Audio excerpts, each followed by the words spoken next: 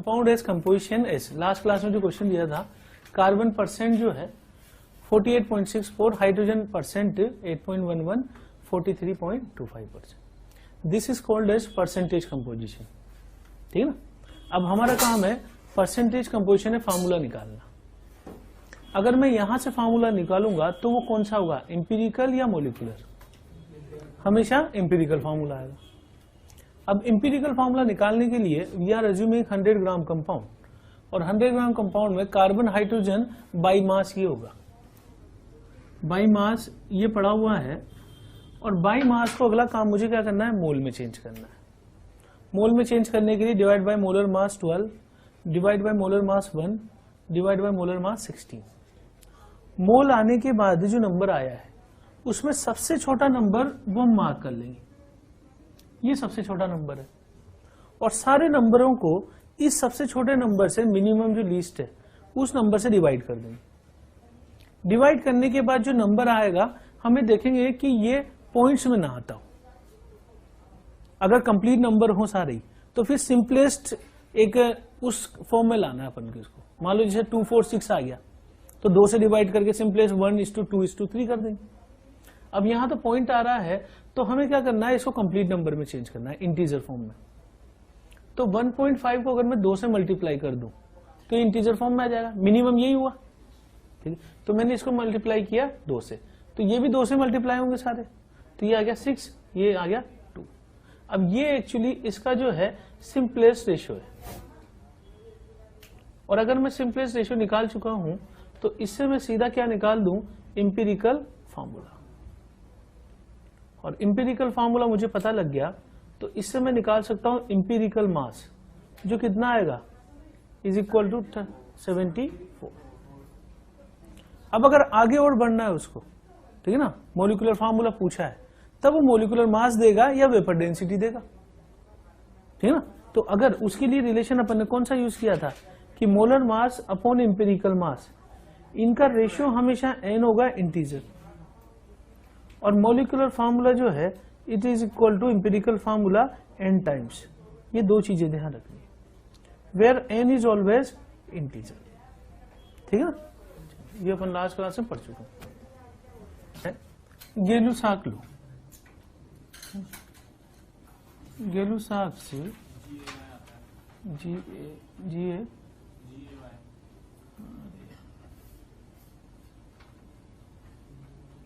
गेलुसाक से एक बार इसको चेक कर लो ना यार. At constant temperature and pressure, at constant temperature and pressure, gases combine in simple ratio of their volume, simple ratio of their volume. ठीक. तो न्यूमेरिकल पॉइंट ऑफ व्यू से इसका बहुत ज्यादा इंपॉर्टेंस है नहीं. ठीक है. इसका कहने का मतलब ये था कि जैसे अगर अपन ले हाइड्रोजन प्लस क्लोरीन और इससे बना है 2HCl. ठीक. तो हम ये कह सकते हैं कि इसका एक मॉलिक्यूल कितने से रिएक्ट करेगा, इसके एक मॉलिक्यूल से रिएक्ट करेगा.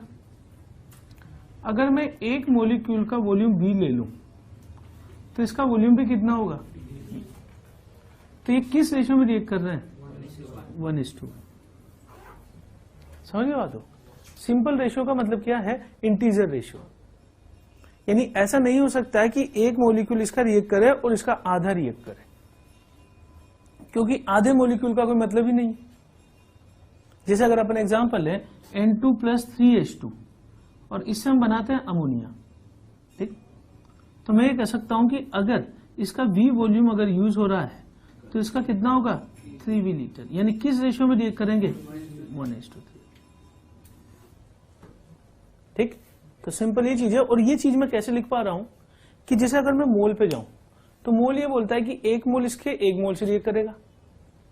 अगर मैंने ये कंडीशन बोल दी कि टेम्परेचर और प्रेशर कांस्टेंट है, तो एवोगाड्रोस लॉ पढ़ा हमने लास्ट क्लास में, जो क्या बोलता था, टेम्परेचर और प्रेशर सेम है तो 2 गैसों के मॉलिक्यूल अगर सेम होंगे तो वॉल्यूम ऑक्यूपाइड भी सेम होगा.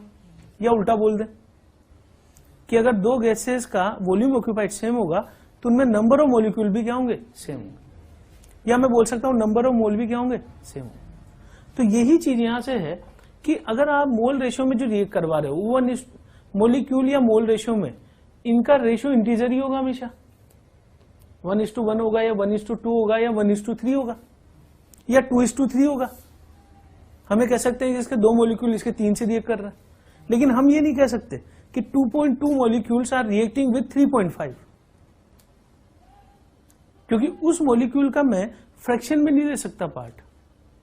अगर मैं किसी भी मोलिक्यूल की बात कर रहा हूं तो मैं आइदर 1 मोलिक्यूल लूंगा या 2 लूंगा या 3 लूंगा, इंटीजर में ही लूंगा। मैं कभी भी ये नहीं बोल सकता कि मैं इसका 1.5 मोलिक्यूल ले लूं। ठीक, तो आप रिएक्शन के दौरान जो भी चीजें ले रहे हो उनके मोलिक्यूल हमेशा कंप्लीट नंबर में ही होंगे, ठीक ना। तो जो रेशियो आएगा उनके मोलिक्यूल्स का वो इंटीजर रेशियो आएगा, simplest ratio, simple ratio of their volume.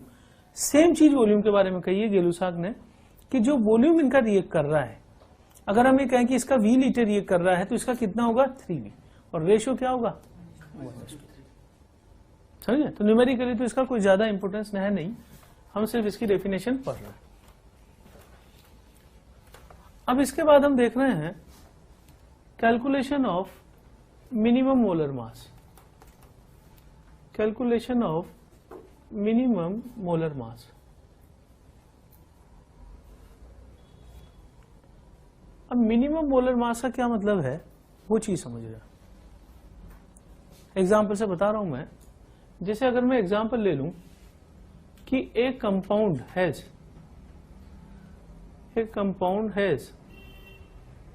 8% magnesium by mass, calculate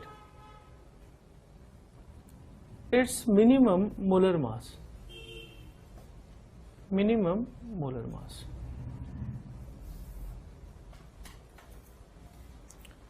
अब देखिए इसके लिए मैंने कोई थ्योरी नहीं लिखी है, मैं सीधा इसको एग्जांपल समझा रहा हूं कि मिनिमम मोलर मास का क्या मतलब है।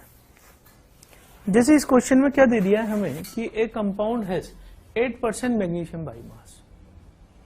अब अगर मान लो मैं कंपाउंड ले लूं तो जो कंपाउंड में लूंगा उसके अंदर मैग्नीशियम तो होगा ही, क्योंकि क्वेश्चन बोल रहा है। ठीक, मैं इसका एक मोलिक्यूल ले लूं अगर, तो इस मोलिक्यूल में तोड़ने पर यहां मिनिमम एक एटम तो आएगा इसी। इस लाइन का मतलब समझो। अगर मैं बोल दूं कि इस कंपाउंड में आयरन है, तो उस कंपाउंड के एक मोलिक्यूल को तोड़ने पर कम से कम एक एटम तो आयरन मिलने ही वाला है ना। उस एक एटम से कम तो मिल नहीं सकता मुझे। अगर मैं कहूं कि फ्रैक्शन में मिलने वाला है मुझे, तो फ्रैक्शन में तो हो नहीं सकता, एक एटम से मिनिमम पॉसिबल नहीं। ठीक, हाँ एक एटम से ज्यादा हो सकते हैं। It might contain 2 atom, 3 atom, 4 atom, 5 atom, पर मैंने मिनिमम क्या मान लिया 1 एटम। इसका मतलब एक मोलिक्यूल, इसका मोलर मास मैंने मान लिया मोलिकुलर मास xmu, ठीक, और मिनिमम एक एटम है तो मैग्नीशियम का मोलर मास 24 होता है, तो एक एटम का मास क्या होगा 24। ये मैंने क्या माना, एक मोलिक्यूल का मास xmu मान लिया, और यहां से मैग्नीशियम का एक एटम का मास क्या मान लिया 24 mg। ये चीजों क्वेश्चन में देगा कि अगर मैं लिख दूं mg इज इक्वल टू 24, सही। तो अगर परसेंटेज ऑफ मैग्नीशियम मुझसे पूछी जाए कितनी होगी, तो होगी 24/x इंटू 100, है ना। और ये चीज मुझे क्वेश्चन में किसके बराबर दे दी 8%। तो दिस इज इक्वल टू 8, तो x इज इक्वल टू कितना हो जाएगा 300 mu। mu में लिख रहा हूं तो ये क्या कहलाएगा मोलिकुलर मास, लेकिन कौन सा कहलाएगा मिनिमम मोलिकुलर मास। और अगर मैं 300 ग्राम लिख दूं तो ये चीज क्या हो जाएगी मिनिमम मोलर मास। समझो इस बात को दोबारा। Compound has 8% mg by mass, calculates minimum molar mass. Minimum molar mass पूछा है तो आंसर ग्राम में आना चाहिए। अगर मैं यहां पूछता मिनिमम मोलिकुलर मास बताओ तो आंसर किस में आना चाहिए mu। अब मैंने एज्यूम किया कि कंपाउंड कंटेन्स मैग्नीशियम, तो इसके एक मोलिक्यूल में मिनिमम एक एटम होगा। 1 एटम मीन्स 24 mu और 1 मॉलिक्यूल मीन्स x। तो परसेंटेज मैग्नीशियम की क्या होगी 24 आउट ऑफ x इंटू 100 बराबर 8 इज गिवन। तो मेरे पास मोलिकुलर मास आ गया 300 mu, mu हटा के ग्राम लगा दूं तो क्या आ जाएगा मिनिमम। अब हम इसको मिनिमम मोलर मास क्यों बोल रहे हैं उसका लॉजिक समझो।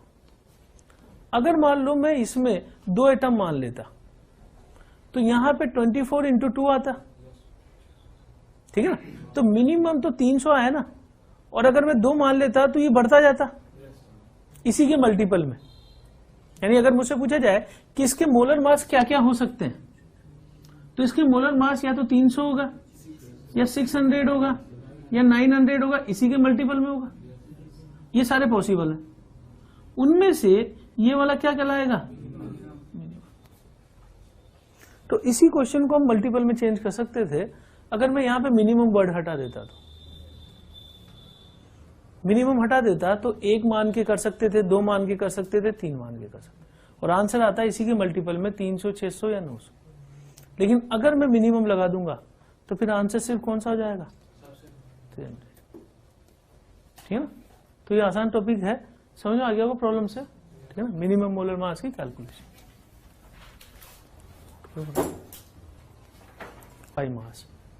Calculate its molar mass if each molecule of compound contains 4 atom of oxygen। अब मैंने यहाँ पे मिनिमम मोलर मास नहीं बोला है, क्यों? क्योंकि मैं मेंशन कर रहा हूं कि हर मॉलिक्यूल में कितने एटम है। इसका मतलब इसका आंसर एक डेफिनेट आंसर आएगा कि वहां तो क्या था कि मतलब मल्टीपल में आंसर आ रहा था कि मोलर मास क्या क्या हो सकते हैं। पर जब ये बोल ही देगा कि इतने एटम है इसमें, तो मैं 4 ही मानूंगा, मैं 6 या 8 नहीं मान सकता। तो एक तरह से इसका मोलर मास फिक्स एक ही आएगा आंसर, ये मल्टीपल नहीं बन सकता। अब इसमें ये बोल रहा है कि अगर एक मॉलिक्यूल मैंने ले लिया तो इस मॉलिक्यूल में 4 एटम किसके दिखाई देंगे, ऑक्सीजन के, O। सिर्फ O लिखूंगा मैं, O2 नहीं लिखेंगे क्योंकि एटम्स के बारे में बात कर रहा है। अगर एक मॉलिक्यूल मैंने कंपाउंड लिया तो उसका मॉलिक्यूलर मास मैंने मान लिया x mu, 4 एटम ऑक्सीजन के, तो एक एटम का मास कितना होता है, एटॉमिक मास इसका एटॉमिक मास होता है 16 mu, और एटम कितने ले रहा हूं मैं 4, तो मास कितना हो गया इसका 64 mu। यानी 64 mu oxygen is present in x mu। इसका मतलब परसेंटेज ऑक्सीजन बराबर कितना होगा 64 upon x into 100, and this is given as. अब क्वेश्चन में अपन देखेंगे कितना दिया हुआ है, 8% ऑक्सीजन बाय मास, तो दिस इज गिवन एज 8, तो x बार कितना आ गया, x इज इक्वल टू 800। अब अगर मान लो मुझसे पूछा जाता कि मॉलिक्यूलर मास बताइए, तो मॉलिक्यूलर मास कितना हो जाता 800 mu, और अगर मुझसे पूछा जाता कि मोलर मास बताइए तो मोलर मास कितना होता 800 ग्राम। समझ गए बात। केमिकल रिएक्शन, केमिकल रिएक्शन का मतलब सिंपली इतना होता है कि when existing bonds are broken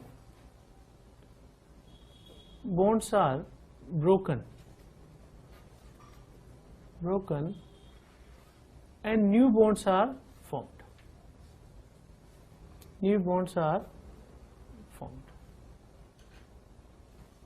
जैसे फॉर द एग्जांपल अगर मैं हाइड्रोजन की रिएक्शन करा दूं क्लोरीन गैस के साथ तो यहां से बनता है HCl, ठीक।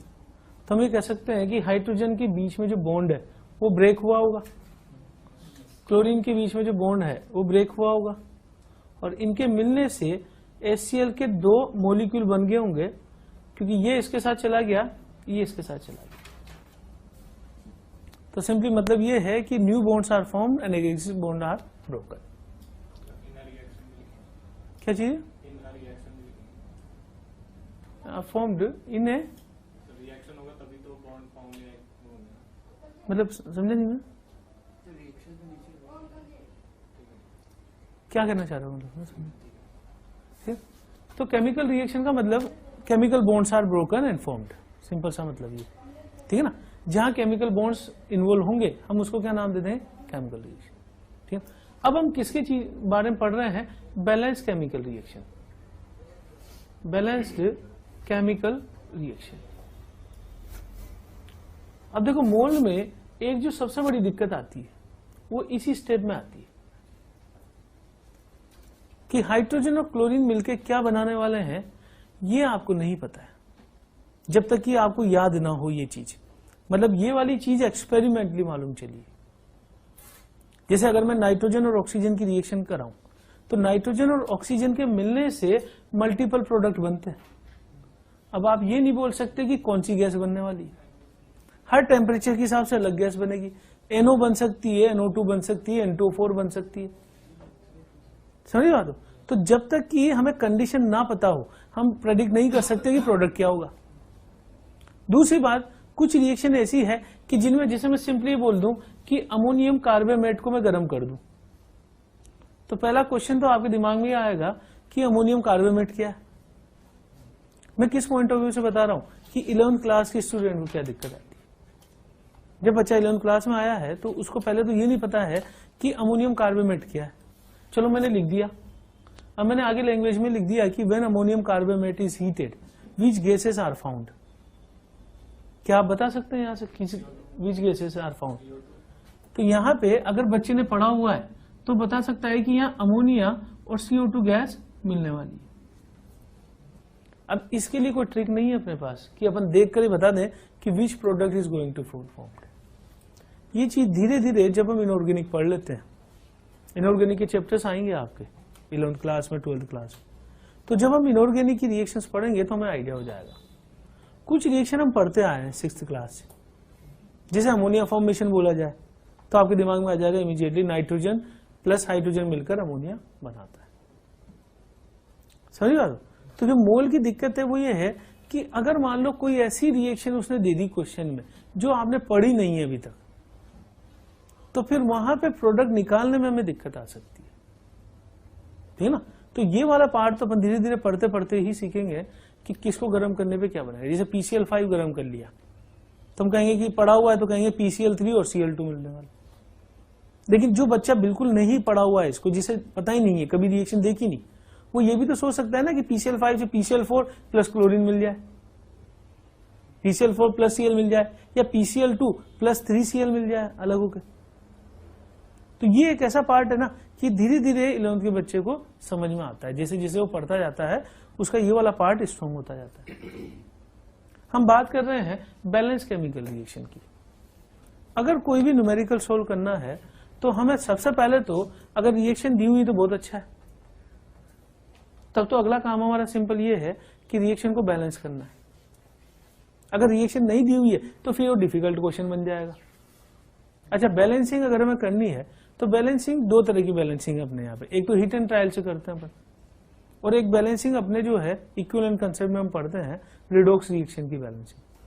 वो अपन यहाँ नहीं पढ़ रहे हैं, वो बाद में उसी चैप्टर के साथ पढ़ेंगे, रिडॉक्स बैलेंसिंग। यहाँ पे हम सिंपल बैलेंसिंग देख रहे हैं हीट एंड ट्रायल वाली। तो बैलेंस रिएक्शन में हमें क्या करना है कि नंबर ऑफ एटम चेक करने हैं हर एलिमेंट के, कि कितने राइट हैंड साइड में है कितने लेफ्ट हैंड साइड। जैसे ये वाली रिएक्शन है तो अगर इसको बैलेंसिंग के लिए बोला जाए तो बहुत ही आसान है। बच्चा यहाँ क्या कर देगा 2HC। तो बैलेंस रिएक्शन मीन्स क्या है कि number of atoms of each element should be equal at both the left hand side and product side, या हम ये बोल सकते हैं at both reactant side and product side. तो ये हीट एंड ट्रायल वाला मेथड है कि एटम चेक करके हमें बैलेंस करना है। तो जो पहला जो हमारा स्टेप है वो कि हाउ टू बैलेंस रिएक्शन। ये रख करना बैलेंसिंग ऑफ रिएक्शन। तो हमें सिर्फ एक रूल को फॉलो करना है कि number of atoms of each element should be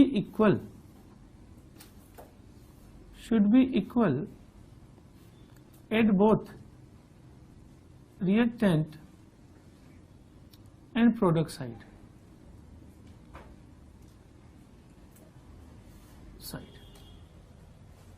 अब ये ऐसा पार्ट है कि हमें देखने से ही पता लग जाएगा। जैसे मैंने हाइड्रोजन क्लोरीन का बोला, जैसे मैं एग्जांपल लेता हूं, नाइट्रोजन प्लस हाइड्रोजन से अमोनिया बना रहा है, क्या करें अपन, इधर नाइट्रोजन 2 है, मैं इधर कितना लगा दूं,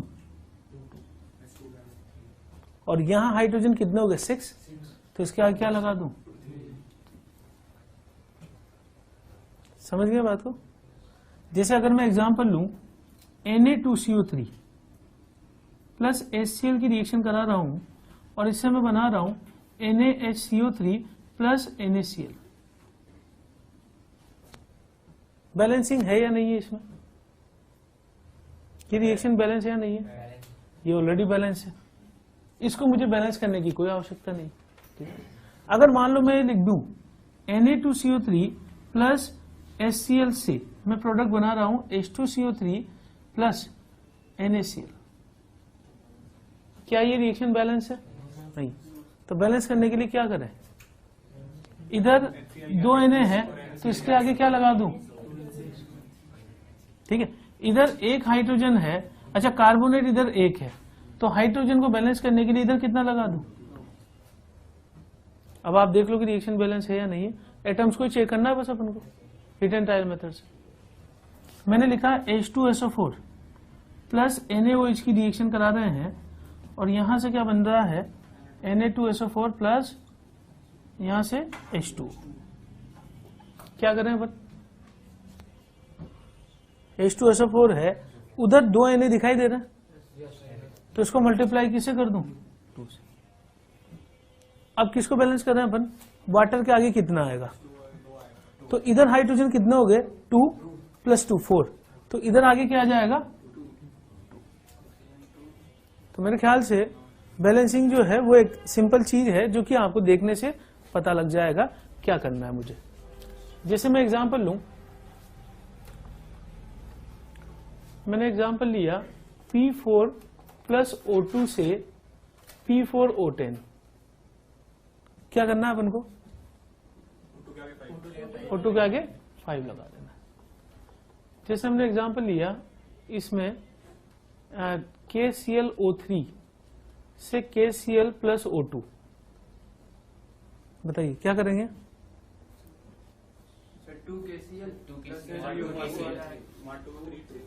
या तो मैं एक काम कर दूं, KCl तो बैलेंस दिखाई दे रहा है, या 3 है या 2 है, तो इसको 1.5 से मल्टीप्लाई कर दूं, या तो ऐसे कर दूं, या फिर मैं एक काम करूं इस पूरी रिएक्शन को 2 से मल्टीप्लाई कर दूं, 2 KClO3 से इधर 2 KCl प्लस कितना हो जाएगा, ठीक। नेक्स्ट एग्जांपल है NaHCO3 को गर्म करके इससे हम बना रहे हैं Na2CO3 plus H2O plus CO2, क्या कर रहे हैं अपन,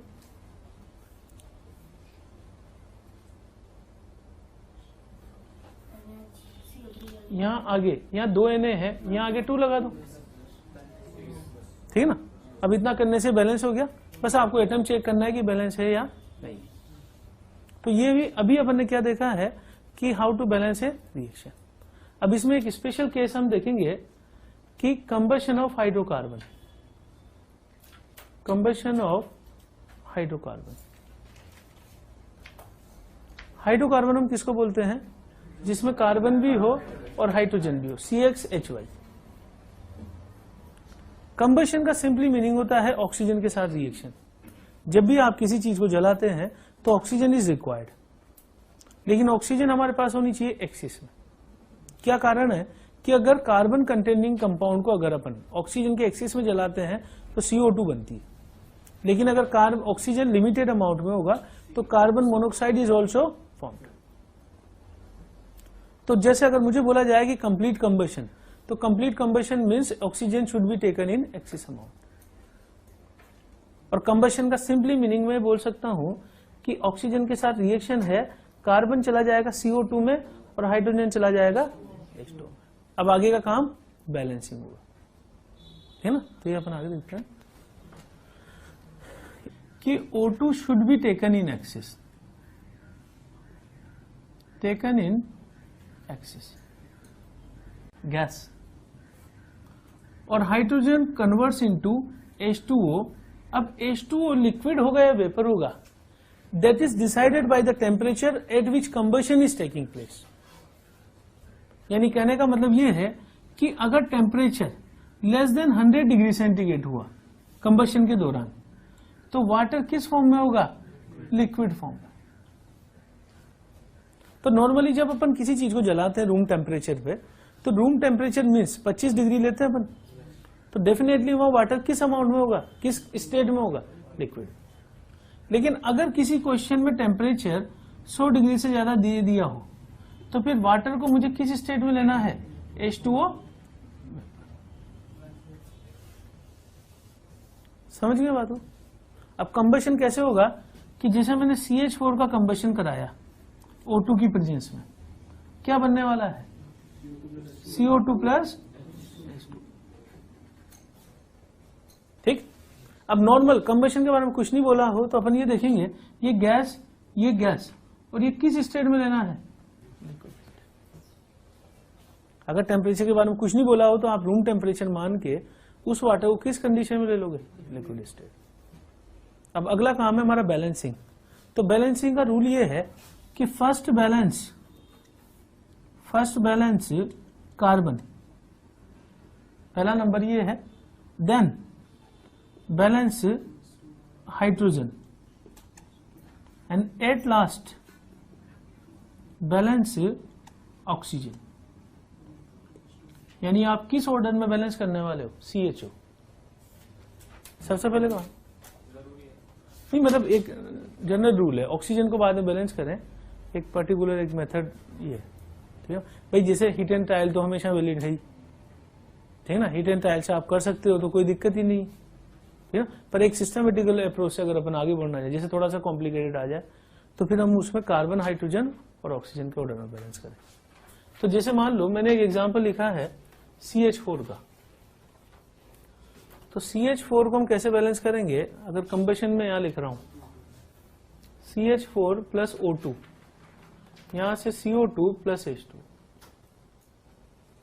सबसे पहला काम कार्बन बैलेंस करें, कार्बन बैलेंस है ऑलरेडी। हाइड्रोजन यहाँ 4, यहाँ 2 है, तो यहाँ क्या लगा दूं? 2। हाइड्रोजन बैलेंस करने के बाद नेक्स्ट किसकी बारी है? ऑक्सीजन। तो ऑक्सीजन इधर 2 इधर 2, तो यहाँ कितना हो जाएगा? 2H2। मैं बैलेंस करूं C2H6 प्लस O2, बताइए क्या होगा? CO2 के आगे 2, H2O के आगे 3। बिल्कुल आसान चीज है, मतलब इसमें गलती नहीं होनी चाहिए। कार्बन 2 है तो यहाँ 2 लगा दिया, हाइड्रोजन 6 है तो यहाँ कितना लगा दिया? 3। इसका मतलब अब अगली बारी किसकी? ऑक्सीजन की। तो यहाँ 4 और 7, तो यहाँ कितना जाएगा?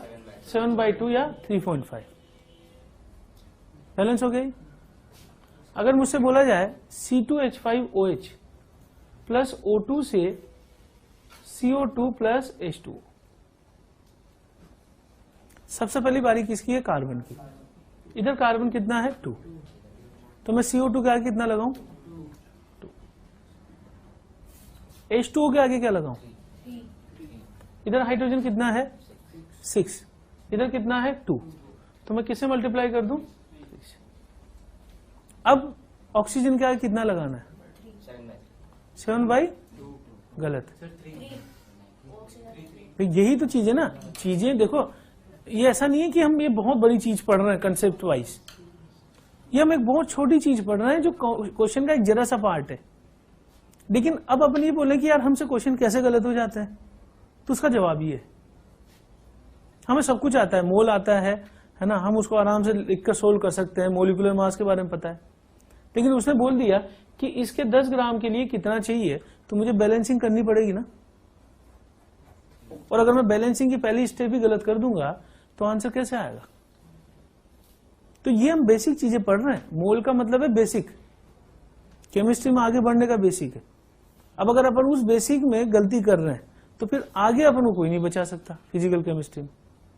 तो कम से कम ये बैलेंसिंग तो हमें अच्छे तरीके से आनी चाहिए ना, तब जाके अपन केमिस्ट्री की बात करेंगे। मतलब इंग्लिश में स्पीकिंग के पहले हमें ABCD तो पता होनी चाहिए ना, तभी हम आगे बढ़ सकते हैं ना। ये बस ABCD पढ़ रहे हैं अपन, बहुत हाई फाई चीज नहीं पढ़ रहे हैं। तो अब आप ये देख लो, इधर ऑक्सीजन 1 है, इधर ऑक्सीजन कितने हैं? अब मैं इधर जो है ये लाना है मुझे। मान लो इसको मैं लाने का तरीका, अगर किसी को कंफ्यूजन है, X कर देता हूं। तो इधर ऑक्सीजन कितना है 1, इधर कितना है 2x, इधर कितना है ऑक्सीजन 4, इधर कितना है 3, तो 2x is equal to 6, x बराबर कितना आ गया, समझ गए बात?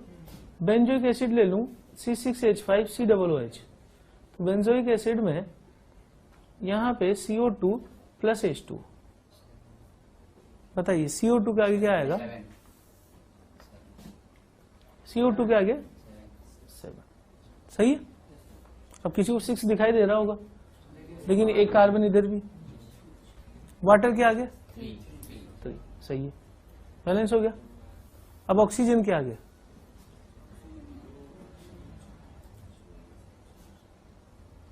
बताओ,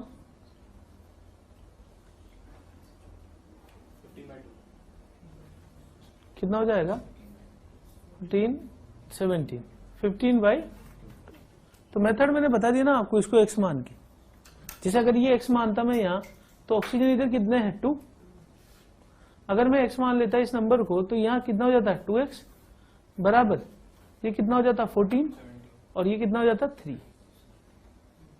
हम निकाल सकते हो ना x इज इक्वल टू 15/, अगर मैंने इसको क्या माना होता x, समझ गया?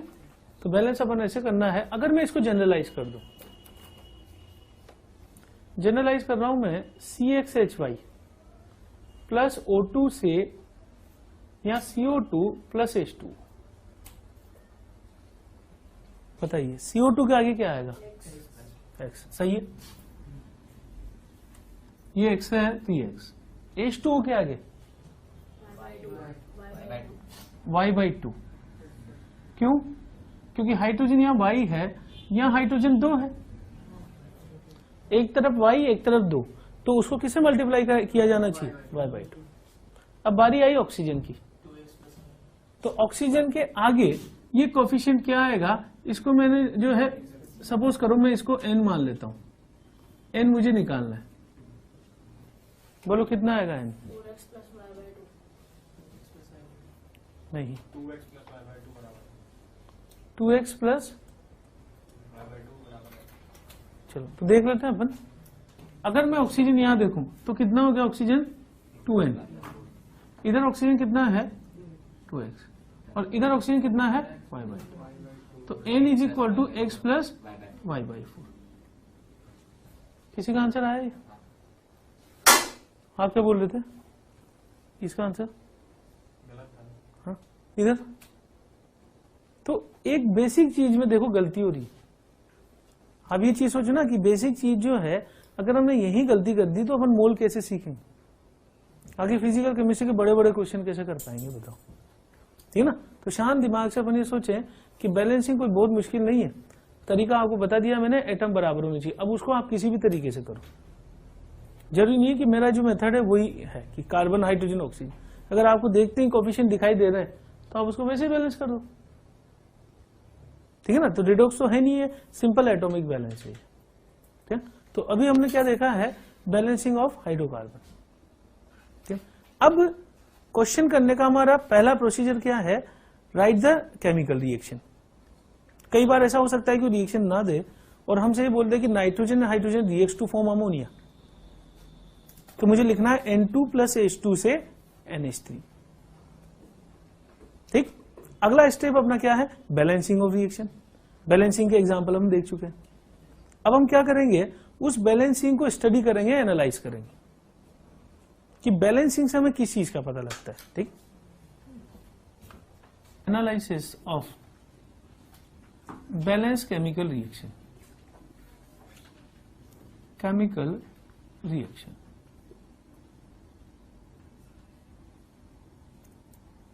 Analysis of balance chemical reaction, जैसे फॉर द एग्जांपल मैं पहली रिएक्शन लेता हूं N2 प्लस 3H2 से 2 अमोनिया।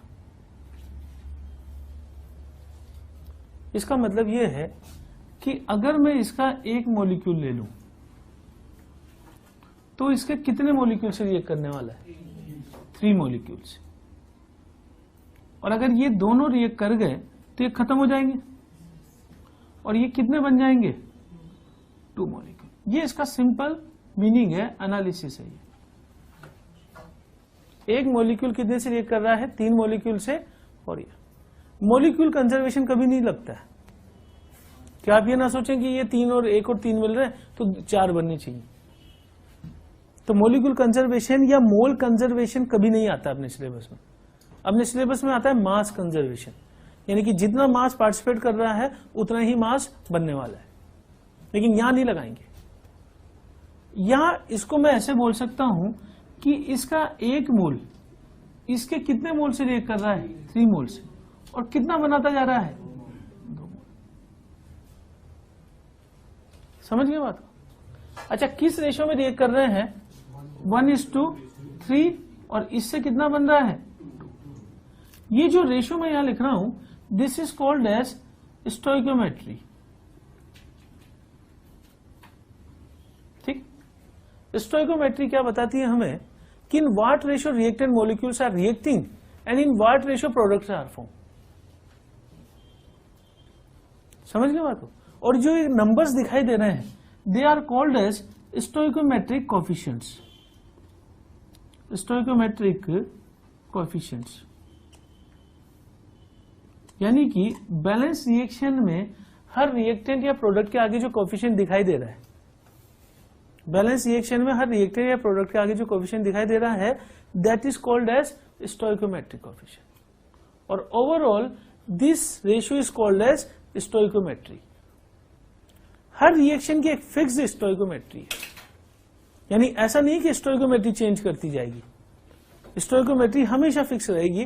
जैसे अमोनिया बना रहे हैं अपन, नाइट्रोजन और हाइड्रोजन फॉर्म्स अमोनिया, तो ये रेशियो हमेशा बैलेंस रहेगा। अब बच्चा कोई कैसे भी बैलेंस कर ले, इसको 2 लगा दे, ये 6 ये 4, तभी रेशियो तो ये रहेगा ना। ठीक है ना? तो स्टोइकोमेट्री नेवर चेंजेस, ये चीज हमें पता लगी। तो मैं ये बात बोल रहा हूं कि व्हाट इज स्टोइकोमेट्री। स्टोइकोमेट्री की पहली खासियत तो ये है कि valid only for balance reaction, only for balance reaction. यानी कि ऐसा नहीं है कि रिएक्शन बैलेंस ना हो और आप स्टोइकोमेट्रिक कोएफिशिएंट बताने लग गए। हमारा सबसे पहला काम क्या है कि हमें स्टोइकोमेट्री बताने से पहले रिएक्शन को क्या करना पड़ेगा, बैलेंस। ठीक है, पहला पॉइंट तो ये है। और दूसरा पॉइंट ये है कि it tells about in what ratio reactants are reacting, in what ratio reactants are reacting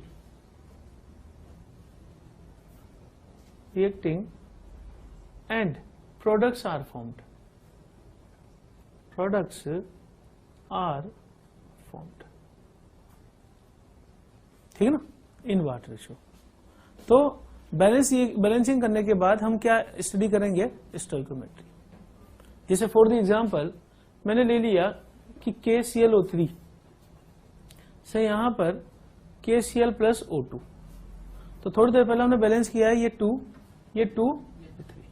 इसका मतलब ये 2 मॉलिक्यूल से ये कितना मिलेगा 2, और ये कितना मिलेगा 3। तो रेशियो क्या हो गया इनका 2:2:, this is called as stoichiometry.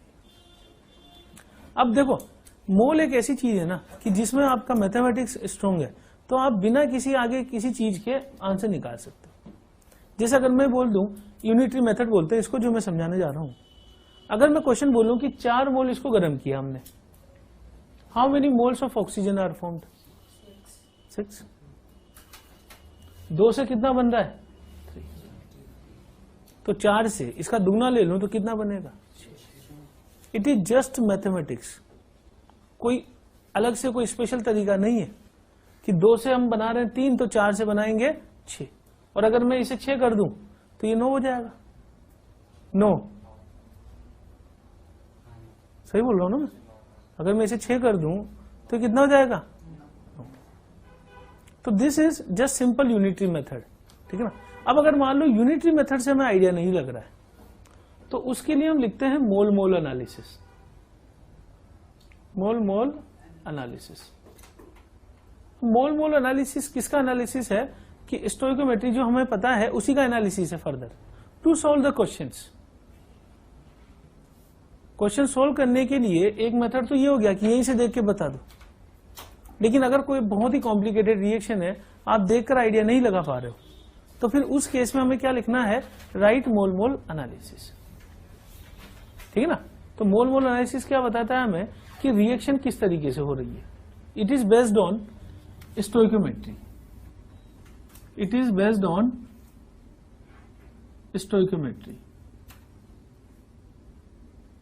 ठीक, तो अभी देखते हैं how to write mole mole analysis. How to write mole mole analysis. Mole mole analysis, इसका पहला स्टेप ये है कि balance reaction first. Reaction first, ये सबसे पहला स्टेप है कि रिएक्शन को हमें बैलेंस करना है सबसे सर्वप्रथम। रिएक्शन अगर हम बैलेंस कर चुके हैं तो सी स्टोइकोमेट्रिक कोएफिशिएंट्स, स्टोइकोमेट्रिक कोएफिशिएंट्स। ठीक, अब जैसे एक एग्जांपल से समझा रहा हूं, अगर मान लो ऐसा हुआ कि a+3b मिलकर बना रहे हैं a3b, सॉरी ab3। मेरा क्वेश्चन ये है, क्या ये रिएक्शन बैलेंस है? बोलो बैलेंस है। तो मैं स्टोइकोमेट्रिक कोएफिशिएंट इसके लिख लूं 1, 3, और यहां कितना होगा? मुझे क्या करना है, मोल मोल एनालिसिस कैसे लिखते हैं, मोल ऑफ ए बराबर मोल ऑफ बी बराबर मोल ऑफ AB3, लेकिन डिवाइड किससे करना है, स्टोइकोमेट्रिक कोएफिशिएंट से, इसके स्टोइकोमेट्रिक कोएफिशिएंट से, इसके स्टोइकोमेट्रिक कोएफिशिएंट। समझिए बात हो। इसका स्टोइकोमेट्रिक कोएफिशिएंट कितना है 1, ये 3 और ये 1। तो मेरे पास आ गया मोल ए, ऐसे शॉर्ट में लिख सकता हूं अपॉन 1 बराबर मोल बी अपॉन 3 बराबर मोल AB3 अपॉन। समझ गया बात हो। ठीक, ये तरीका है हमारा मोल मोल एनालिसिस लिखने का। ये रहा पढ़ू। जैसे मान लो मैं एग्जांपल लेता हूं a+b से a2b3।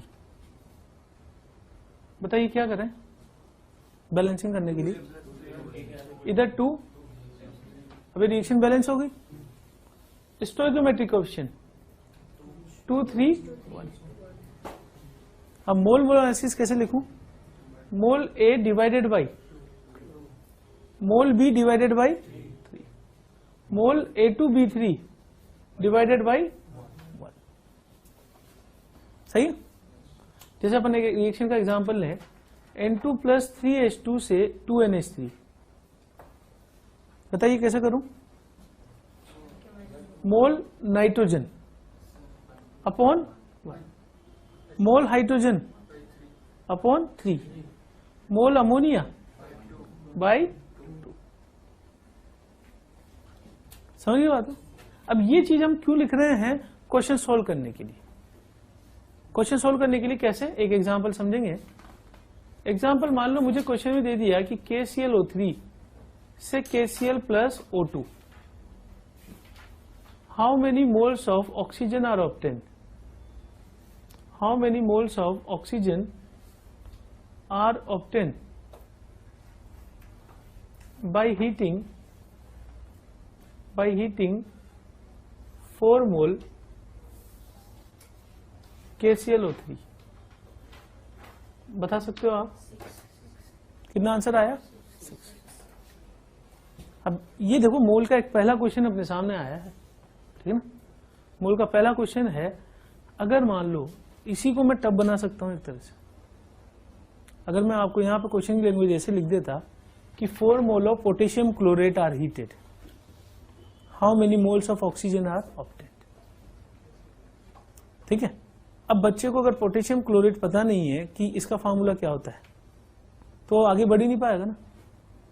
और फार्मूला पता होने के बावजूद भी हम ये नहीं सोच सकते कि रिएक्शन में प्रोडक्ट क्या मिल रहा है। तो ये सब चीजें अपने सिलेबस का पार्ट है। पोटेशियम क्लोरेट, ये नेमिंग आप पढ़ोगे कि इनऑर्गेनिक नेमिंग कैसे की जाती है, कि नाम से कंपाउंड का फार्मूला कैसे लिखना है। ये चीज आप पढ़ोगे कि पोटेशियम क्लोरेट को गर्म करने पे क्या होगा। तो मोल जो एक बेसिक लेवल पे 11th के बच्चे के लिए जो चैप्टर है ना, वो थोड़ा सा 11th में पढ़ते समय मुश्किल लगता है। रिपीटर्स के लिए तो ये चैप्टर है ही नहीं कुछ भी। कायदे से देखा जाए तो ये एक बार जस्ट एक ये देख रहे हैं कि कैसे मोल को लगाया जाए, लेकिन फाउंडेशन के बच्चे के लिए डिफिकल्ट इसलिए हो जाता है क्योंकि उसे ये सब चीजें नहीं पता है कि पोटेशियम क्लोराइड किसको बोलते हैं। पूरा पढ़ने के बाद तो फिर हमें सिर्फ ये लगाना है कि अगर जैसे यहां पे मैंने लिख दिया तब तो कोई प्रॉब्लम ही नहीं है। तो अगला काम हमारा क्या है, बैलेंस करें इसको। तो बैलेंस करें तो 2KClO3 2KCl प्लस 3O2। 2 से ये कितना मिल रहा है 3, तो 4 से ये कितना मिलेगा 6। सीधा आंसर आ गया। कौन से मेथड से, यूनिटरी मेथड से। लेकिन अगर बच्चे को कंफ्यूजन है यहां पर तो मोल मोल एनालिसिस से सोल्व कर दे। अपॉन 2 बराबर मोल KCl अपॉन 2 बराबर मोल O2 अपॉन 3। मुझे क्वेश्चन में ये वाली चीज दी है कितनी 4 और पूछी है ये चीज। सोल्व करोगे तो NO2 बराबर 2 इंटू 3 बराबर कितने मोल आ गए 6 मोल। बात समझ में आ गई। कोई अलग से कोई चीज पढ़नी था। इसी को सोल्व करने का एक सिंपल मेथड जो है वो मोल मोल एनालिसिस है। ये तो मैंने क्या किया है, एक सिंपल एक वाले रिएक्टेंट को हीटअप किया है, ठीक है ना। अब 2 रिएक्टेंट अगर आपस में रिएक्ट कर रहे हैं तो क्या होगा वो चीज देख रहे हैं। 2 रिएक्टेंट अगर रिएक्ट करते हैं तो नोट कर लो बराबर। Moles of oxygen are required for complete combustion of 3 mole C2H5। तो सबसे पहला काम अपना क्या है, रिएक्शन लिखना। C2H5OH की रिएक्शन में किससे करा रहा हूं O2 से। क्या बनेगा CO2 और EH2। ये मैं बता चुका हूं ऑलरेडी। सबसे पहले किसको बैलेंस करें, कार्बन को। यहां कितना 2, हाइड्रोजन 3 और इधर ऑक्सीजन के आगे। अब आप स्टोइकोमेट्रिक कोएफिशिएंट देखो कि ये एक के लिए कितने चाहिए। तो क्वेश्चन में मुझे 3 मोल दिया है तो पता नहीं लग रहा यहां से, बोलो 1 मोल के लिए कितना चाहिए 3 मोल, तो 3 मोल के लिए कितना चाहिए 9 मोल। या फिर मैं मोल मोल एनालिसिस लिख दूं NC2H5OH अपॉन स्टोइकोमेट्रिक कोएफिशिएंट 1 बराबर NO2 अपॉन 3। ये मुझे कितना दे दिया है, दिस इज गिवन एज 3 मोल। ये मुझसे पूछा। अब इस क्वेश्चन को थोड़ा सा और एक्सटेंड किया जा सकता था कि वो हमसे मास पूछ लेता या वॉल्यूम पूछ लेता। तो अगर मान लो मुझे 3 मोल दे दिया है, 9 मोल ऑक्सीजन चाहिए मुझे। अब इससे अगर मुझसे पूछा जाता कि मॉलिक्यूल कितने हैं, how many molecules of oxygen are required, तो मैंने आपको एक चार्ट बनवाया था इस तरीके का कि मोल से अगर मॉलिक्यूल निकालने तो इनटू क्या कर दें, कितना आंसर आ गया 9। अगर मुझे इससे निकालना है मास, कितना मास है ऑक्सीजन का, तो मोल दिए हुए हैं और मास निकालना है तो इनटू मोलर मास कर दे। मोलर मास कितना है इसका 32, तो 9 इंटू 32 ग्राम। और अगर मुझसे पूछा जाए कि इसका वॉल्यूम कितना है 8 STP, तो वॉल्यूम निकालना हो तो इनटू क्या कर दें, बराबर कितना आ गया 9 इंटू 22.4। समझ गए बात को, ठीक है ना। तो इस तरीके से अपना पहला काम क्या है, रिएक्शन लिखना। दूसरा काम है बैलेंसिंग, और उसके बाद तो चाहे मैं यूनिटरी मेथड से कर दूं चाहे मैं मोल मोल एनालिसिस लिख कर कर दूं, ठीक है ना। अब इसी पे बेस एक छोटा सा क्वेश्चन नोट कर रहे हैं। एग्जाम्पल इसको ले लू मैं, 90 ग्राम बेंजोइक एसिड C6H5COOH इस कंबस्टेड, इसको थोड़ा सा डेटा में चेंज कर रहा हूं, 244 ग्राम इस कंबस्टेड। अब कंबस्टेड की बजाय मैं इसको लिखूं इस कंप्लीटली कंबस्टेड, ठीक है ना, ताकि ये कंफ्यूजन ना रहे कि ऑक्सीजन से क्या बन रहा है, CO2 बन रहा है या CO बन रहा है। Is completely combusted, calculate mass of oxygen required. Solve करके बताइए कितना आंसर आएगा इसका। वो कैसे अप्रोच करना था। इस क्वेश्चन में हमने ये बोला, एक मिनट डस्टर पड़ा हुआ गया। इस क्वेश्चन में हमें कैसे अप्रोच करना था ये समझना। देखो सबसे पहले तो हमसे बोला 244 ग्राम बेंजोइक एसिड। अब सारा काम मोल में होता है तो अपन एक काम करें, इसके मोल निकाल लेते हैं। C6H5COOH 244 upon molar mass. Molar mass कितना है 122। तो कितने मोल आ गए,